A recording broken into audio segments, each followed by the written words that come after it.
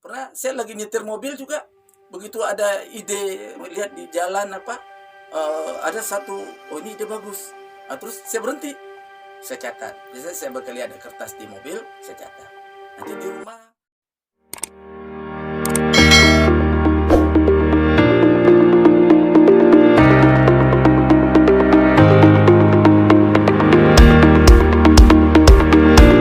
Ton gitu. Thank you so much. Assalamualaikum warahmatullahi wabarakatuh. Wow, ketemu lagi kita. Kali ini kita akan bertemu dengan seseorang yang luar biasa. He is my senior at literature. Beliau sudah punya prestasi yang luar biasa. Dengan bantuan YouTube ini saya terhubung dengan orang-orang yang luar biasa, pemirsa. Assalamualaikum Bapak. Waalaikumsalam, Asko. Sehat? Alhamdulillah. Ya, alhamdulillah Bapak ini sehat dan kita di sini juga tetap mencoba untuk mematuhi protokol kesehatan dengan menjaga jarak ya. Pemirsa Dunia Aska, kali ini kita ketemu dengan seseorang yang banyak sekali talentanya di bagian menulis ya, bukan hanya fiksi tapi juga berita juga sempat menulis ya Pak ya. Iya, lama. Sampai sekarang juga masih wartawan. Masih wartawan. Di bagian sastra juga beliau cukup telaten, mencoba banyak hal, menulis puisi, esai, cerpen, novel. Wow, ini keren sekali nih. Kita yang muda-muda pasti akan mendapatkan semangat yang luar biasa. Sebelum teman-teman mengetahui apa yang bakal kita bicarakan dan inspirasi apa yang bisa Anda ambil, sebaiknya kita perkenalan dulu. Silakan Bapak. Iya. Saya Fahrunas M. Jabar, sastrawan, wartawan juga, dosen juga ya, yang sudah malang melintang dalam dunia tulis menulis ini sejak tahun 79 sampai hari ini. Dan saya pikir dunia menulis ini dunia yang never die. Wow, luar biasa sekali karena saya menemukan itu di Bapak Fahrunas M. Jabar ini. Jadi sebelum kita ketemu Pak, saya tuh adalah pengagum Anda. Saya memang tidak membaca seluruh karya-karya Anda, tapi membaca beberapa, terutama puisi, karena saya adalah seorang penulis puisi. Tapi satu hal yang paling mengesankan saya adalah semangat Anda yang sangat luar biasa. Amin. Oke, karena kita berbicara semangat, kita bertanya pada mulanya nih, Bapak ini seperti apakah beliau sebelum menulis? Jadi Pak, mohon diceritakan sedikit, mungkin masa kecilnya seperti apa? Ya, saya berbahagia ya karena ayah saya itu adalah seorang pencinta buku, juga penulis, juga pernah jadi wartawan ya. Jadi ketika masa-masa saya kecil itu, ayah selalu membelikan majalah anak-anak ya. Waktu itu masih ada Sekuncung ya. Sudah era kemudian ada Panji Anak, kemudian ada majalah Warta Pramuka macam-macam ya. Dari situ saya berpikir karena yang saya baca itu adalah rubrik-rubrik anak-anak. Di situ kan ada rubrik cerita anak-anak, ada puisi anak-anak ya. Kemudian ada juga lelucon. Itu yang mendorong saya akhirnya kenapa saya tidak mencoba? Itu tahun berapa Pak? Itu masih tahun 70-an ya. Karena 72 saya tamat SMP.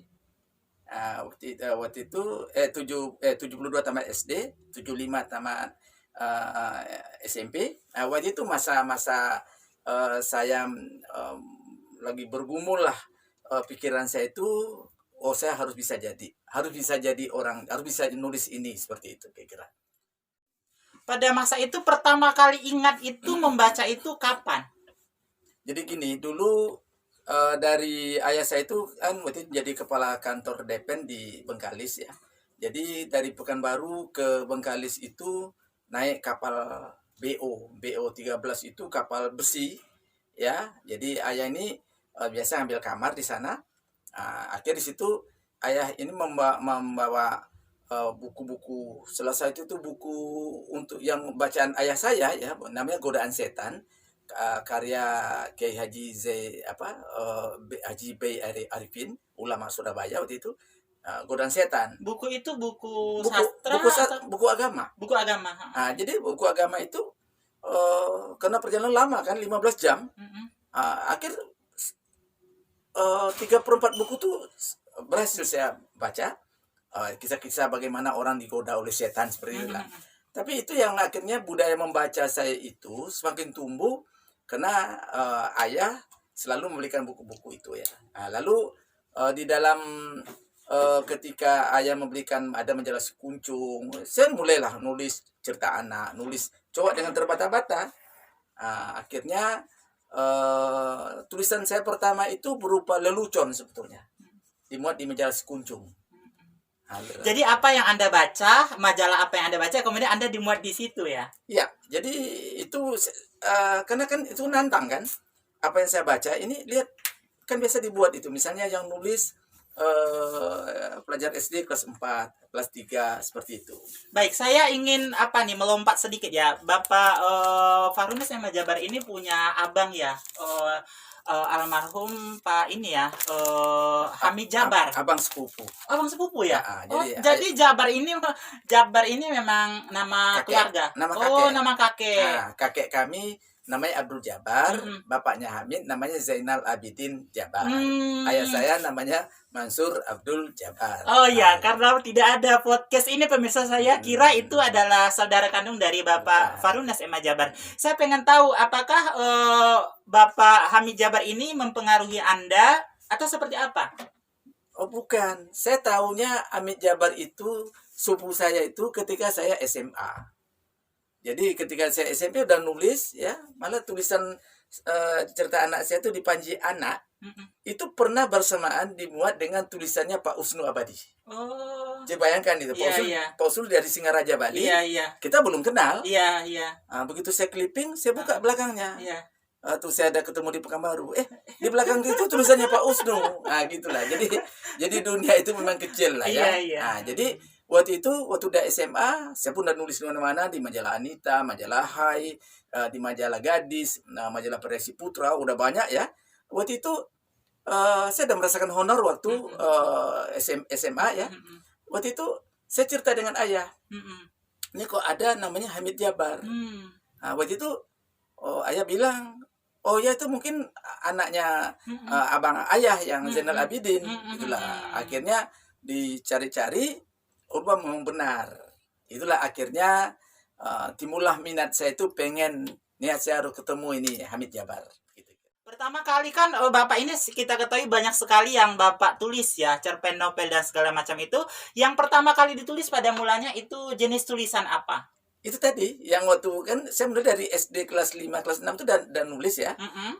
Itu yang lelucon tadi. Oh, lelucon itu yang dimuat di pertama. majalah Sekuncung. Malah Malah leluconnya masih ingat saya.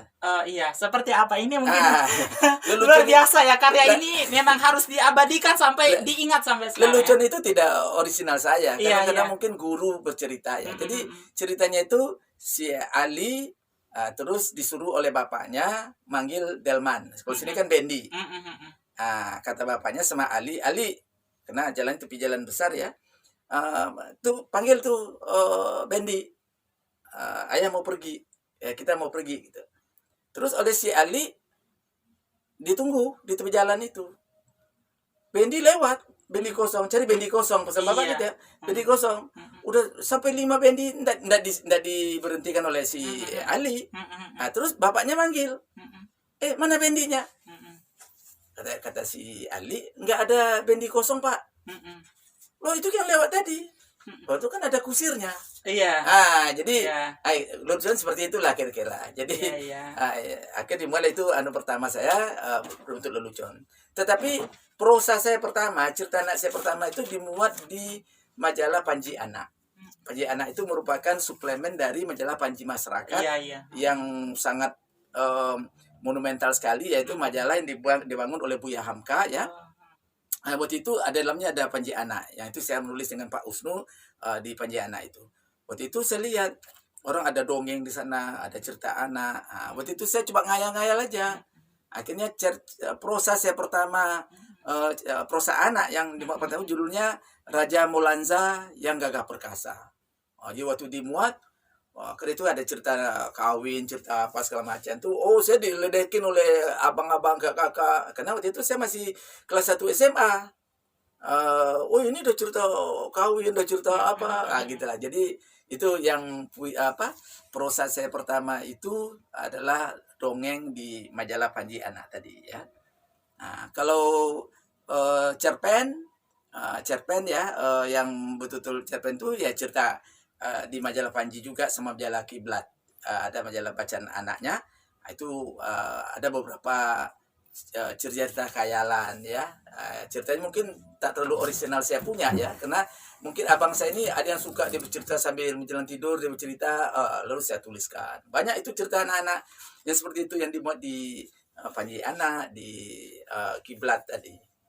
Wow, ini menarik Ya. sekali. Yang paling saya senang dari Pak Fahrunas M. Jabar ini adalah ingatan beliau dengan karya-karyanya gitu. Sampai Ya. ingat apa yang pertama kali dimuat, seperti apa ceritanya. Kemudian juga yang tadi dimuat di apa? Yang cerpennya ya. Cerpen dari Panji Anak. Oke. Pertanyaan saya berikutnya adalah mungkin juga udah hampir berakhir nih Pak ya untuk wawancara yang pertama ini adalah bagaimana Bapak menjaga semangat ya, menjaga semangat untuk tetap tidak tergilas gitu dengan berbagai platform yang baru, bukan hanya di koran, dengan penulis-penulis yang berbagai usia yang menjamur gitu, tapi Bapak selalu eksis. Itu yang buat saya ada apa nih rahasianya gitu. Ya, saya pikir segala sesuatu ya dalam hidup ini, kalau sesuatu itu sudah kita sukai, sudah kita senangi, kita akan menjadikan itu sebagai bagian dari hidup kita. Bagi saya itu menulis seolah-olah sudah menjadi bagian hidup saya. Makanya kalau Descartes itu bilang saya berpikir maka saya ada. Saya pernah memproklamirkan itu dalam diri saya, dan pernah saya tulis juga bahwa saya menulis bahwa saya itu ada. Jadi dengan menulis itu adalah menunjukkan eksistensi itu saya ada. Kalau Pak Runas tidak ditemukan lagi tulisannya di mana-mana, berarti Pak Runasnya sudah tidak ada. Tentu kan Gitu. tidak segampang itu ya Pak. Apa sih yang Bapak upaya-upaya yang Bapak lakukan agar kembali mengingat bahwasannya saya menulis itu karena saya ada gitu. Mm. Apa semacam apa self motivation yang membuat Bapak percaya itu dan terus mengamalkan itu? Jadi gini, yang pertama proses kreatif ya. Proses kreativitas itu hanya akan ada, itu ya seperti mesin ya. Mesin, misalnya orang mesin tebu, itu air tebu akan mengalir selagi ada tebu yang dimasukkan. Saya juga begitu. Bagaimana mungkin saya bisa melihatkan karya kalau ini asupan ke pikiran saya tidak ada? Makanya satu-satu jalan ini asupan itu harus ada terus. Dari mana datangnya? Yang pertama dari membaca buku. Yang kedua membaca karya-karya ya. Yang kedua itu dari jalan-jalan. Saya jalan-jalan itu pernah lagi pulang dari kampus dulu, pulang dari sekolah, ada ide. Lihat rumput di jalan aja, jalan kaki. Itu saya berhenti, saya tuliskan. Oh ini mungkin nanti untuk PC ada idiom-idiom yang ini penting ini gitu ya. Kemudian dari ngobrol dengan kawan, ngobrol dengan orang yang punya pengalaman. Kemudian perjalanan-perjalanan itu semua inspiring bagi saya untuk menjadi karya. Ini mau jadikan puisi atau cerpen atau prosa, esai, itu seperti itu terus. Jadi pikiran saya ini tidak pernah tidur, terus saja bergolak ya. Dan ketika tadi ada ide-ide besar yang sudah dicatat, kemudian saya simpan dulu. Nanti mungkin 2 hari 3 hari kemudian terus saya baca lagi. Oh ini mau jadikan apa? Itu bisa. Itu tergantung mau jadikan apa gitu ya. Apa yang ditemukan tadi itu yang ketika dalam perjalanan udah saya catat, ini tergantung mau jadikan apa. Pernah saya lagi nyetir mobil juga, begitu ada ide lihat di jalan ada satu, oh ini ide bagus. Terus saya berhenti, saya catat. Biasanya saya berkali ada kertas di mobil, saya catat. Nanti di rumah 1 hari kemudian, 2 hari kemudian dibaca lagi. Oh ya ini bisa dikembangkan. Kalau ingin jadi cerpen, bangun plotnya. Oh ini seperti ini. Kalau ya puisi kan tinggal cari idiom kata-kata yang paling pas ya. Karena menulis puisi itu sebenarnya kan adalah menulis secara tidak biasa. Ya. Dan kalau kita masih ngekor juga apa yang sudah dilakukan oleh Khairil Anwar misalnya dengan majasnya yang personifikasi metafor itu, ya berarti kita hanya betul jadi pengekor saja.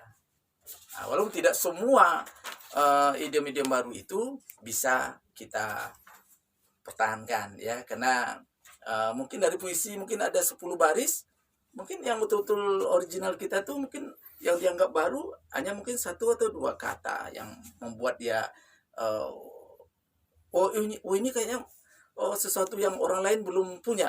Nah, gitulah. Sama dengan tanah air mata. Tanah air mata itu kita udah biasa dengan kata tanah, kata air, kata mata. Tapi ketika Sutarji membuatnya menjadi tanah air mata, dia menjadi sebuah idiom baru yang luar biasa. Wow, ini memang luar biasa. Ini seperti keran yang terus mengalir Iya. sampai jauh, dan ini sangat-sangat menginspirasi sekali. Bapak, kita dengan ini ya, kita sengaja meng-cut video ini sampai di sini saja karena kita tahu kita masih pengen ketemu Bapak dengan inspirasi-inspirasi yang luar biasa. Sehat selalu, Pak ya. Alhamdulillah. Alhamdulillah sehat selalu. Oke pemirsa, terima kasih telah mengikuti wawancara proses kreatif awal mula bagaimana Pak Fahrunas M.A. Jabar menulis dan seperti apa lingkungannya, dan banyak sekali kunci-kunci sukses yang tanpa Anda sadari Anda akan mendapatkannya dari beliau. Untuk Anda tetap memegang kunci itu, jangan lupa video ini ditonton terus, dan ditonton terus. Jangan lupa untuk like, share, komen, dan subscribe. Thank you. Assalamualaikum warahmatullahi wabarakatuh.